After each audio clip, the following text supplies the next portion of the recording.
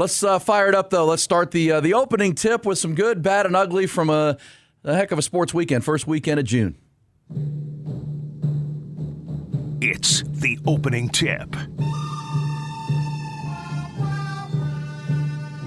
Yeah, Mondays on Game Time, we always do the good, the bad, and the ugly. And as we said, a great weekend for Texas softball. We'll get into their victorious weekend and what comes today, coming up at the bottom of the hour. Obviously, a very disappointing weekend for the Texas Longhorns. A promising 2025 season. Really, as heard Patrick Osborne say, I don't disagree with him, a great regular season. You can't diminish what this team accomplished. The Jim Schlossnagle-led Texas Longhorns in his first year. They win the SEC by 2 full games. But can we just say congratulations to the UTSA Roadrunners? They rolled into the ATX and proved without a doubt that they were the best and most complete team at the Austin Regional. I mean, they walloped Kansas State in their first game on Friday, 10-2. They then, the all-important and critical bracket, stay in the winner's bracket game against Texas on Saturday night. They fell behind 6-1. Texas took the lead and looked like they were going to cruise to a 2-0 bracket, and the Roadrunners weren't having any of it. They rallied to stun Texas 9-7. And, Jack, you were watching the game. It was late. It didn't start till after 8 o'clock, but it was no fluke. Head coach Pat Hallmark's Roadrunners executed in every phase of the game after falling behind. They took advantage of Texas miscues. There was a walk, an error, and a hit batter that loaded the bases, and a big 5-run uprising in the 5th. But in that inning, I mean, they executed a steal of home they stole a run. They also, how about for good measure late? They scored 5 in the 5th to rally to get back in it, and then they came back in the 6th with 3 more runs. So you got Pat Hallmark pushing all the right buttons. A steal of home plate. They also executed, just in every phase of the game, and all the way to the 9th inning when they needed an insurance run. Their best hitter, James Tausig, laid down a perfectly executed drag bunt in the 9th inning past the pitcher, which pushed across a winning, an insurance run that gave their bullpen a chance with a 9-7 lead instead of 8-7. Meanwhile, their pitching staff frustrated the Longhorns all night. Longhorns struck out 12 more times. They left 14 runners on base. And then so they get that win. And then Texas had to come back and play in the heat of Sunday. It was hot yesterday, 95, 96 degrees, but humid as heck. Texas did open it up. They scored 15 runs against K-State on Sunday afternoon, but had to come back last night. And, UTSA jumped out early with a 2-0 lead. After 2 away, the Longhorns, there was a walk and then a 2-run homer. They added 5 more in the 3rd, and the lead ballooned to 7-0, and they cruised to the victory. It was, a really, really impressive win. Let's hear how it sounded on ESPN last night. UTSA 47-13 on the year, and as we say, they were clearly the best team in Austin. Swing and a miss! Pack your bags, Roadrunners! You're headed to the Supers!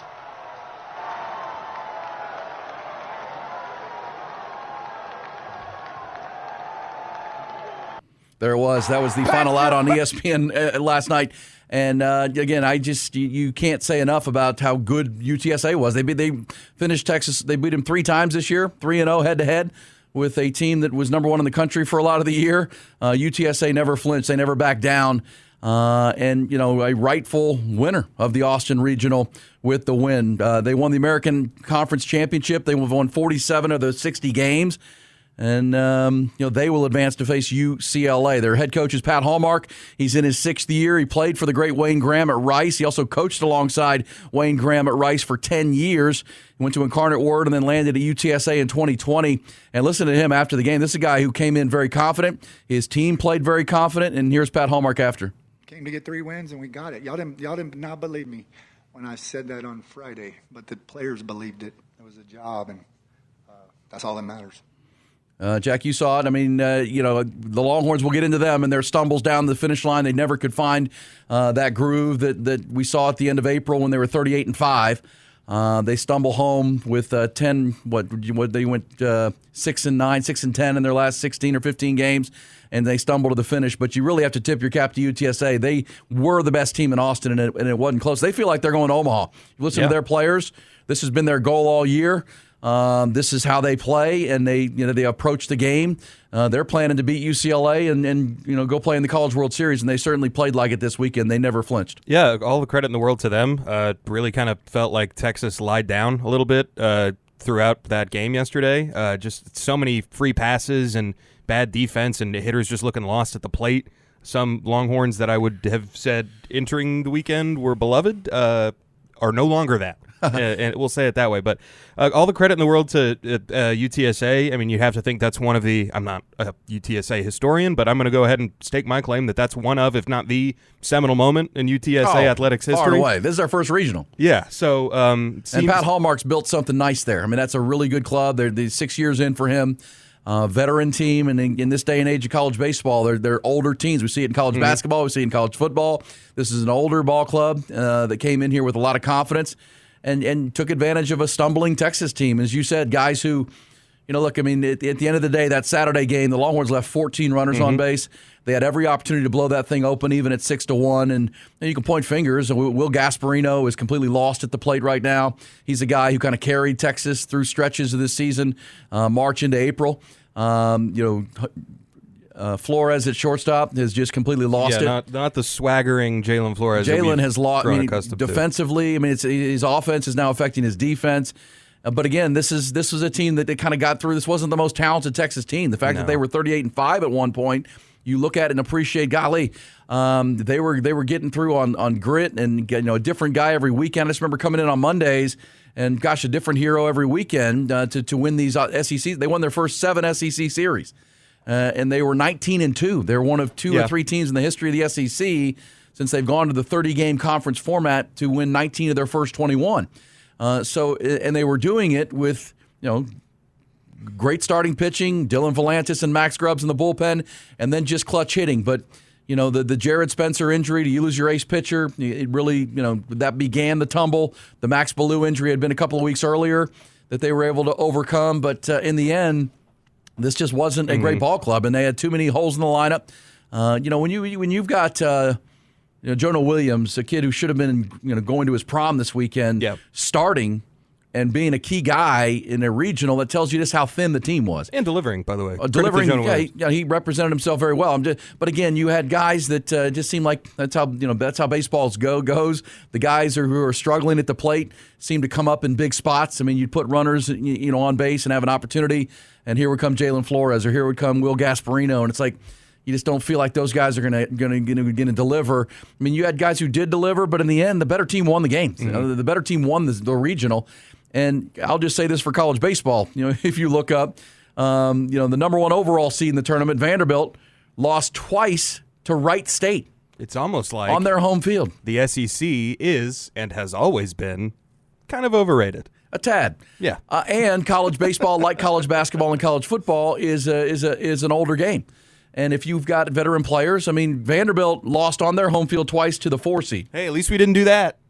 Well, I mean, the 4 seed, because I think UTSA has a chance to go to Los Angeles and possibly beat UCLA from what we saw this weekend. They're going to go in there with a lot of swagger and a lot of confidence. But Vanderbilt's out. They lost to Wright State. Now, Wright State didn't win the regional. Louisville, the 2 seed, who the Longhorns opened the season with way back in February. Louisville advances to the Sweet 16. Also advancing as hosts, Arkansas, 3-0. Ole Miss went 3-0 this weekend. Florida State and Coastal Carolina advanced. They went 3-0. But other upsets, Oregon got knocked out. Arizona advances out of the Eugene Regional. West Virginia took out Clemson, and they advanced. West Virginia is a 3 seed out of the Big 12. And the Duke Blue Devils won the Georgia Regional, the Athens Regional, as a 3 seed as well. So we also have 6 games today. So we know 7 of the teams have advanced. We've got 6 more ball games today. And let's run through those real quick, and then we'll get back to Texas and hear from Jim Schlossnagle. North Carolina plays Oklahoma today, Jack. North Carolina, the winner will advance to the Sweet 16. That is the Chapel Hill Regional. North Carolina, of course, the 5 overall seed. Murray State, the Racers, are going to play Ole Miss today. Ole Miss still has, I mentioned they advanced. They did not. Ole Miss has to play a game today. That's about 4 o'clock. USC and Oregon State will play today. Wake Forest and Tennessee will play today. How about Wake Forest? Wake Forest will play the Volunteers. I was hanging around, right? Yeah. Also, LSU will play Little Rock. Little Rock. Crazy. That is crazy. LSU is the number 6 overall national seed. Little Rock, Like they had to win their conference tournament to get in. They're under 500. And they won a game yesterday to force this championship of the Baton Rouge Regional. And then Miami will play Southern Miss today. So those are your 6 games today. Longhorn season comes to an end. Pat Hallmark's team is advancing. Yeah, Longhorn fans, you only had the 3rd most embarrassing end of the season. It's not that bad. Yeah, A&M, Vanderbilt, and you. But I don't think anybody. Look, I think the hope. I think for Texas fans was okay. The 8 days off after losing to Tennessee in the the one and done SEC championship tournament was something that could invigorate the team, jumpstart them, get them back. But anybody from the Arkansas series to the Florida series afterwards, because Florida went out too, and that was pretty embarrassing for them. They lost in Coastal Carolina, but they obviously they won the Oklahoma series and the Max Ballou Grand Slam to clinch the conference. They won 2 out of 3 there, and so you're thinking, okay, maybe. And then they go and they lose to Tennessee, one and done at the SEC, but. Anybody that saw this team play in May would tell you that was a totally different team than you saw in February, March, and April. For sure. And it started with the injury to Jared Spencer. That's not the only reason, but that was a big one. It kind of ate into their pitching staff, which was not very deep. And it's a year 1 for Jim Schlossnagle that will be memorable for its regular season and the chemistry they played with, the grit they played with. But in the end, it wasn't a great baseball team. I think we saw that. And I think UTSA is a really, really good ball club. Yeah, I always felt like if Texas was going to slip up before Omaha, it would happen in the regional instead of the super regional. And it would be if they fell into the losers bracket. Yeah, exactly. Just because in the super regional, it's just a straight up 2 or 3. That's a weekend series. Yes. You can kind of work around. You're pitching. You don't have to show the back of the cupboard as much as you do in the regional. And Texas saw that right away. I mean, even against Houston Christian, it was basically a strategy move from Jim Schlossnagle to be like, We're gonna beat the 4 seed with a bullpen game.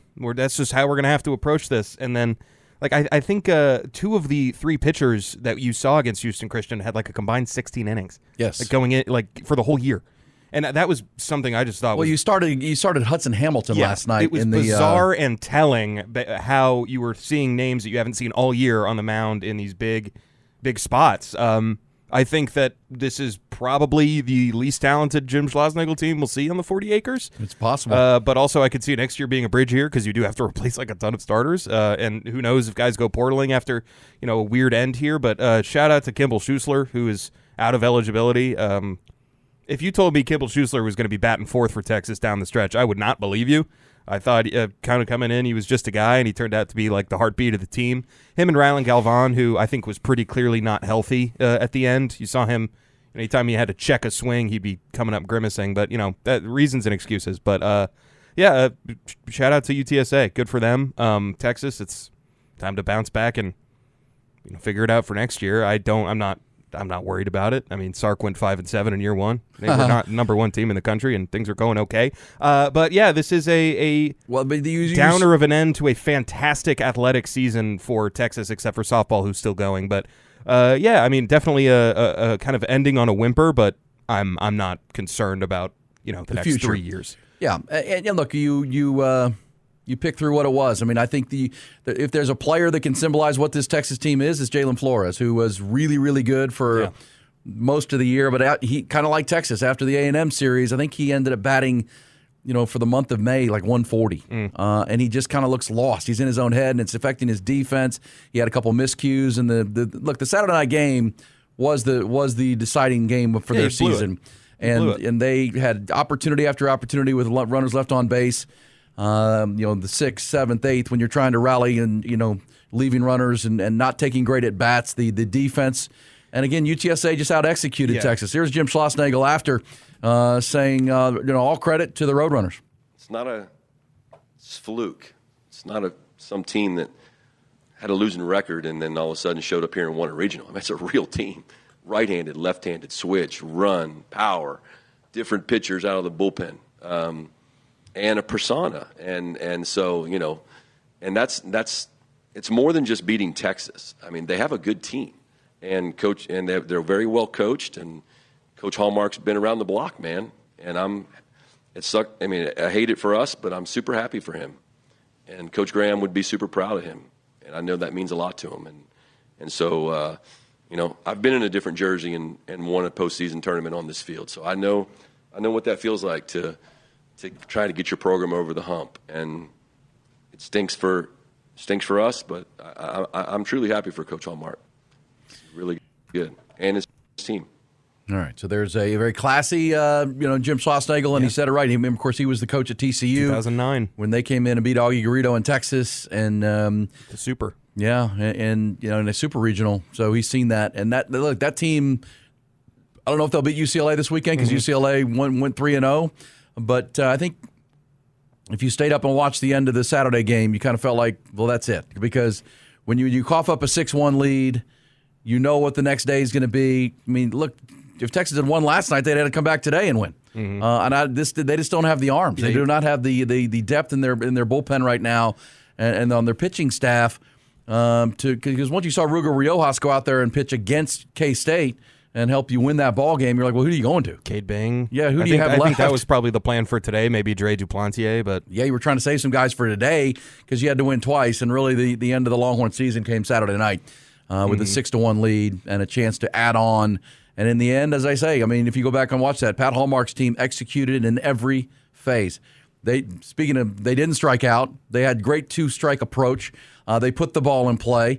There was a moment in that Saturday night game where Thomas Burns came in, the Texas Fireballer, hit 100 miles an hour on a fastball. I think it's the first time that's ever happened at Disch-Falk Field. But the young freshman stood in there and then ripped a single on the next fastball. I mean, that team was completely into the moment.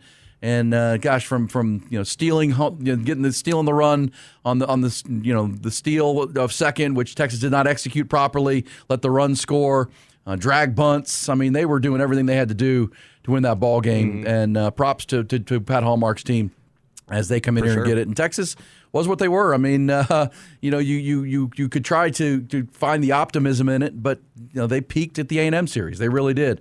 They get that A&M series. They end up clinching the SEC, but in the end, month of May, they were just not the same ball club on the mound, in the field, and at the plate. There were some great individual seasons, I think, or some guys that, as you said, Kimball Schusler and thought Ethan Mendoza, had a nice weekend. But in the end, too many guys in slumps at the wrong time. Yeah, and not enough pitching. And I'm convinced that I will never see a Texas baseball team that's good at base running. But credit to UTSA, all the credit in the world. Truly the better team won this weekend, but don't forget, UTSA fans, it's sweet now, but we will be taking all the good players off of this team if we really want to. Well, Ruger Riojas came from UTSA. Can you imagine if they had him still? You said a really good freshman for UTSA? Pack your bags, pal. Yeah. Come up I-35. Yes. Double steals, drag bunts, everything. Props to them.